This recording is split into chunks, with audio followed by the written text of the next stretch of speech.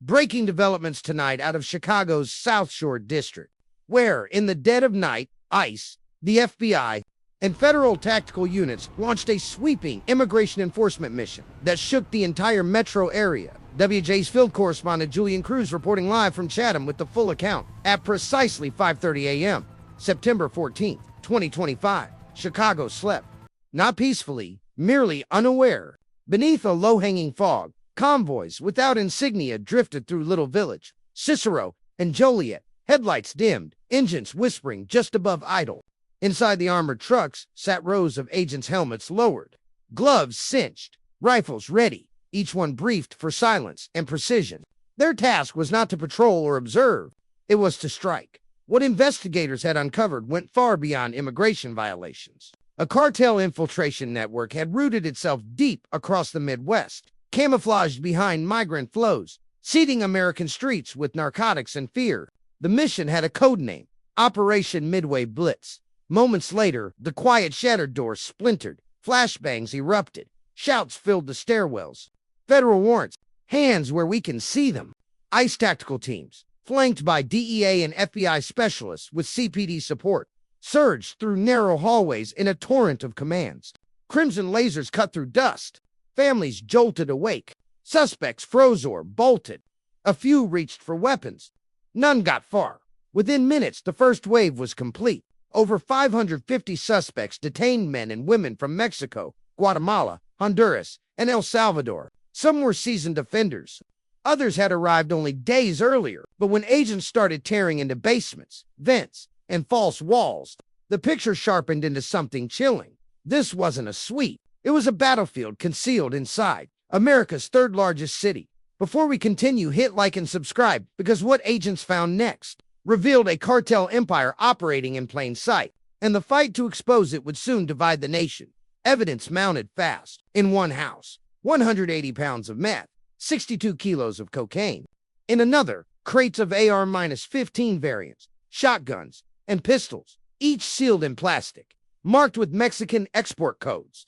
A third site hid a reinforced wall concealing fake passports, burner phones, envelopes of cash, and a tablet still streaming encrypted Spanish messages. One phrase repeated over and over: move money, move product, stay invisible. If this was only 3 houses, what lay beyond them? By noon, command analysts traced the narcotics chain originating in Jalisco, Mexico, snaking through Texas and Missouri, and ending in caches throughout Chicago's south side. The cartel wasn't passing through. It had dug in. Illegal migration had been the camouflage. The mission was logistics, distribution, and expansion. Homeland Security raised the threat to code amber. 5 coordinates blinked crimson on the ops map: warehouses, garages, a rail compound near Bridgeview. These were active nodes, part of a living network pumping drugs, weapons, and cash through Chicago and back across the border. The raids were not the finale. They were the opening strike. By sundown, adrenaline hardened into surgical focus. Teams poured over drone feeds. SWAT medics checked armor. Helicopter crews rehearsed runs above fog-draped rooftops. At 3:42 hours, a single encrypted transmission came from Washington. Prepare for simultaneous strikes. No speeches, no hesitation. Chicago was done reacting. The city was taking the fight to the cartel. Yet, as strike teams assembled for round 2, fresh intel dropped a twist no one saw coming. The cartel wasn't retreating. It was arming for war. Engines roared back to life before sunrise. Federal convoys fanned out under a sky still drenched in mist-armored vehicles sliding across Bridgeview, Cicero, and the Midway rail yards. This wasn't an arrest mission anymore. It was seek, breach, overwhelm, and seize. Intel confirmed what agents feared: these sites weren't just stash points. They were live cartel facilities, running full production cycles. The first raids had ripped open the network. The second would tear it down at a steel warehouse in Bridgeview. ICE tactical units stacked shoulder to shoulder, night vision lenses glowing faint green. The breacher's hand went up. Boom! A flashbang thundered, rattling corrugated walls.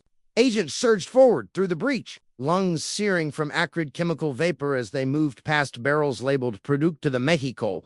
A catwalk rattled overhead. Gunfire erupted. Cartel enforcers unleashed a storm of bullets from above. Agents answered with short, disciplined bursts. Within 40 seconds, 2 cartel gunmen were down, 3 subdued. The site secured. But what investigators discovered inside froze the room. Those barrels weren't storage, they were active chemical processors. The building was a fully operational narcotics lab, not a warehouse. And if one lab like this existed, how many more hid across the Midwest? Across the city, another assault team stormed a railsid compound near Midway.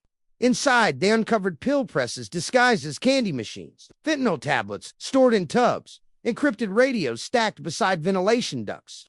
A tunnel beneath the safe house led to a van rigged with false cargo panels. On the dashboard, a burner phone blinked one unread text. Confirm route. Do not miss window. The cartel wasn't improvising. It was operating on clockwork precision. At the command hub, digital maps pulsed with red markers. Voices overlapped across. Comes, Echo 1 clear. Bravo to advancing. Target 4, heavy resistance. That resistance reached a boiling point in Brighton Park. Here, cartel fighters had fortified a steel chamber into a miniature bunker. Grenades rolled across the floor, explosions shattered concrete, scattering debris. A SWAT medic dragged a wounded agent to cover as teammates pressed forward through smoke and sparks. Brass casings clattered like rain on the floor. When the last echo died, 4 hostiles lay down, several captured, and the stronghold neutralized. The toll was heavy, but the results were undeniable. By the time extraction trucks rolled out, the numbers were staggering. 8,600 pounds of narcotics seized, 37 firearms and 2 grenade launchers recovered, multiple CJNG operatives in custody, 0 civilian casualties. Chicago hadn't seen a coordinated federal assault like this in decades. Convoys rolled back through fog and steam, the city eerily quiet again, but inside the command post, there was no celebration. Evidence rooms overflowed, seized laptops, phones, ledgers, tablets. Every device was a new doorway into something far larger. Analysts soon realized the cartel hadn't merely smuggled contraband.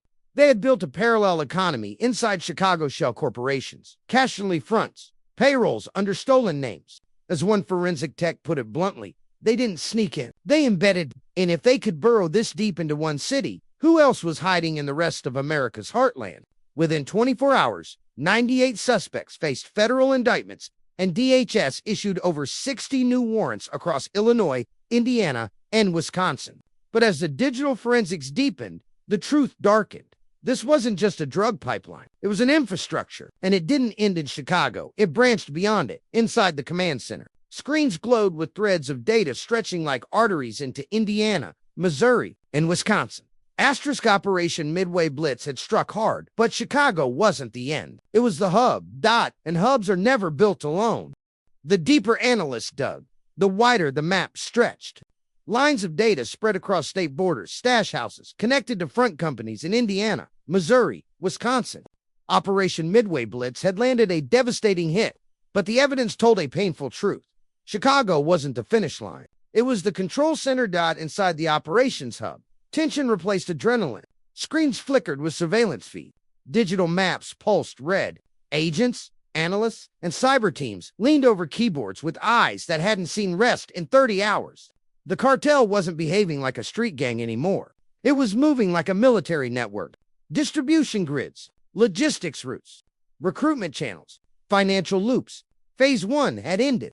Phase 2 loomed. At 2:17 a.m., a thermal drone sweep over Joliet spotted a refrigerated semi parked in an abandoned lot. When agents breached the trailer, they uncovered hidden compartments loaded with weapons parts, pill presses, and chemical agents traced to the same fentanyl chain.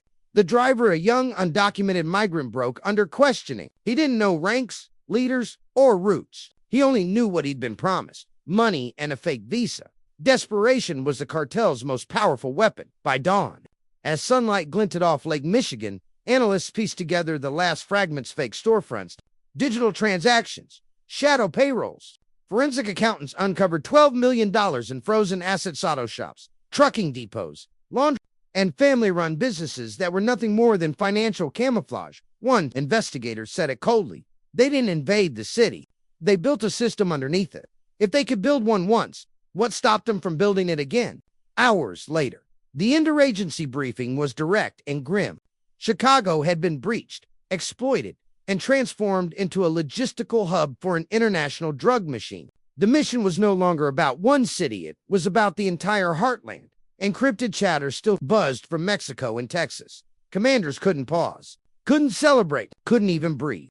At 7:05 hours, orders went out to expand Midway Blitz into neighboring states. Cyber units would trace every wire transfer. Aerial drones would sweep freight corridors and railway lines.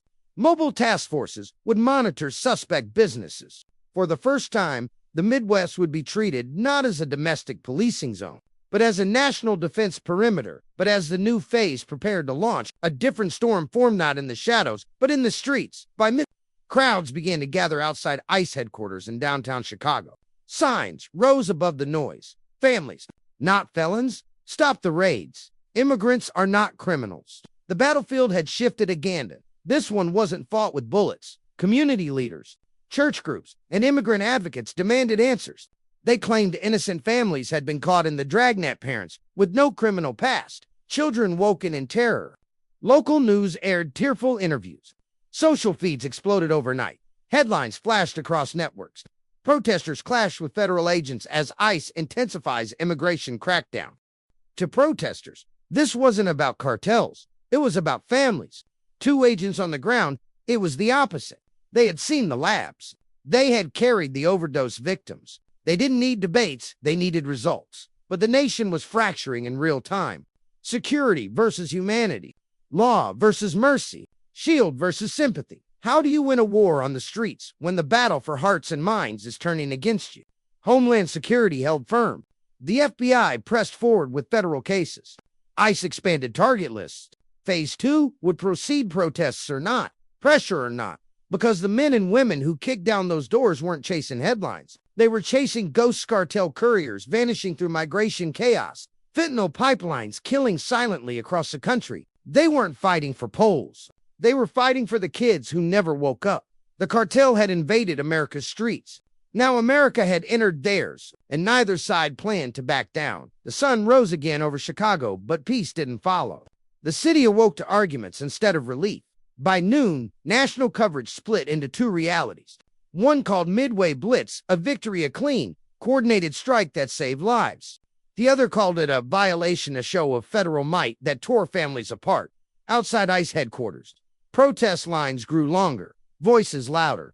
Signs waved through the wind. Stop the raids. Families, not felons. Immigrants are not criminals. Cameras rolled, microphones clustered, and the air filled with chants, speeches, and accusations. The violence in the shadows had ended, but a new war had ignited in the spotlight. By the time the protests filled the city squares, the nation had already taken sides. Television anchors called it the new border war. But this border wasn't drawn in the sand between two countries. It was drawn inside America itself. The debate turned from security to ethics, from policy to humanity, from victory to accountability. In Washington, officials faced cameras with expressions colder than marble. Charts, numbers, graphs. They called it a success. 200 arrests, 60 safe houses dismantled, millions in narcotics seized. But no one mentioned the noise, the sound of families crying as doors were broken, the silent fear that rippled through immigrant neighborhoods where people stopped sending kids to school, stopped answering knocks on their doors. Behind the podium, a senior DHS official summed it up with practiced calm. We will continue to secure our communities from criminal infiltration, no matter where it hides. But outside those walls, that statement didn't land like reassurance. It sounded like a warning. Media networks replayed body cam clips, edited for primetime drama. One scene showed agents raiding a bakery. Another captured a man pleading through a chain-link fence. Between the chaos, one image froze America's conscience. A little boy gripping his father's shirt as both were pulled apart. The photo hit every major front page. It didn't just spark outrage. It split the country in half. Hashtags trended. Pundits battled. Politicians weaponized the moment for sound bites and campaign ads. The raid that began in secrecy now fueled a national storm. But while America argued over right and wrong, the cartel, quiet watching, calculating, shifted its pieces once again. Across the border, encrypted radios came alive. A voice in Spanish said, only one phrase, cambio de ruta. Change the route. Within days, new shipment lines emerged. Arizona, New Mexico, Louisiana. Different trucks. Different faces. Same poison. The cartel didn't mourn. It adapted. Because that's what organized power does. It bends, it shifts, it survives. And for the agents who had given everything, that truth burned the hardest. They had fought ghosts in the dark, but every ghost left behind a shadow. Weeks later, as headlines moved on, the streets of Chicago seemed calm again. But the veterans of Operation Midway, Blitz knew better. .com was in peace. It was just the silence between storms. A senior agent, his name withheld from the record, summed it up in his report. You don't win this kind of war. You just buy time before it restarts. He wasn't wrong. From the alleys of Joliet to the freight yards of El Paso, from midnight raids to courtroom trials, the battle kept shifting shape, because this war was never about borders. It was about systems. Systems that move faster than laws, that hide behind paperwork, poverty, and fear. Systems that don't wear uniforms, but leave bodies behind. In the end, Operation Midway Blitz wasn't remembered for how it started, but for what it revealed. That the real enemy wasn't a flag or a face. It was a network, a web spun so deep it touched everything: commerce, corruption, and even compassion. The operation closed with medals, reports, and sealed case files. But the question that haunted everyone who lived it was simple. Did they stop the cartel, or just teach it how to hide better? As the camera pans over the city skyline, sirens fade into the distance. The lights of Chicago blink like silent warnings in the night, and the narrator's voice drops low measured. Final, in the war for America's streets. Victory doesn't come with applause. It comes with silence and the knowledge that somewhere out there, the next battle is already being planned. Fade to black. End of Operation Midway Blitz.